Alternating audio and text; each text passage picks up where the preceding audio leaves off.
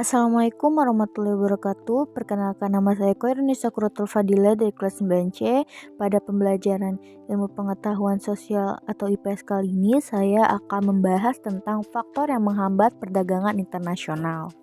Ada beberapa faktor yang mendorong berlangsungnya perdagangan internasional, tetapi ada pula faktor-faktor yang menghambat perdagangan internasional. Berikut adalah beberapa faktor penghambat perdagangan internasional.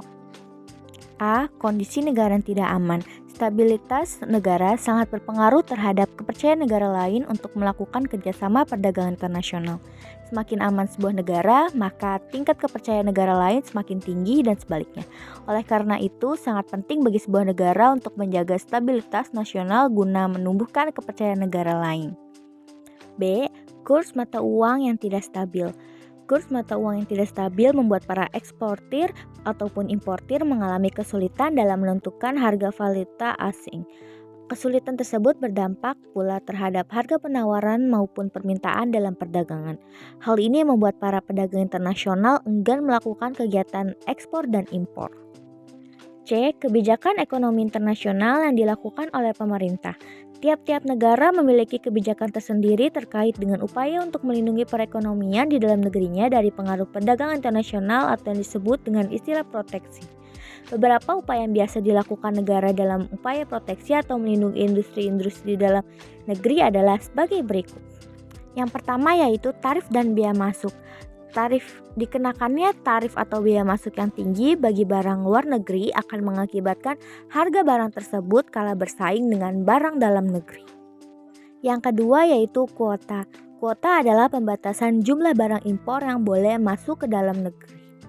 Yang ketiga yaitu subsidi. Subsidi atau bantuan pemerintah dimaksudkan agar produsen dalam negeri dapat menjual barangnya lebih murah sehingga mampu bersaing dengan barang impor. Yang keempat adalah dumping. Kebijakan ini merupakan salah satu bentuk perbedaan harga antara yang berlaku di dalam negeri dan di luar negeri. Negara yang mengekspor barangnya ke pasar negara lain memberlakukan harga yang lebih murah dibandingkan harga di dalam negeri sendiri. Yang kelima ada pelarangan impor. Produksi dari luar negeri sama sekali tidak boleh masuk ke pasaran dalam negeri.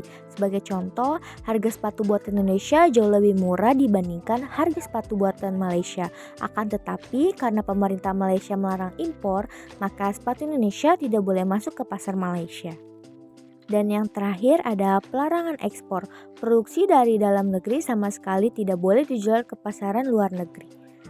Sebagai contoh, pemerintah Indonesia melarang ekspor rotan mentah ke luar negeri karena mebel rotan buatan Indonesia kalah bersaing dengan mebel rotan buatan luar negeri.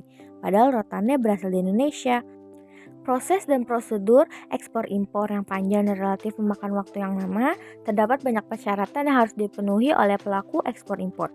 Waktu yang lama dapat menghambat dalam proses perdagangan internasional. Beberapa kasus kegiatan ekspor impor yang dibatalkan karena pelakunya tidak mendapatkan izin dari pemerintah. Sekian dari saya, terima kasih. Wassalamualaikum warahmatullahi wabarakatuh.